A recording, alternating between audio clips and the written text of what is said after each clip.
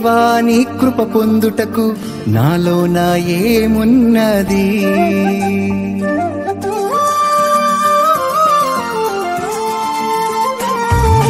దేవాని కృప పొందుటకు నాలోన ఏమున్నది?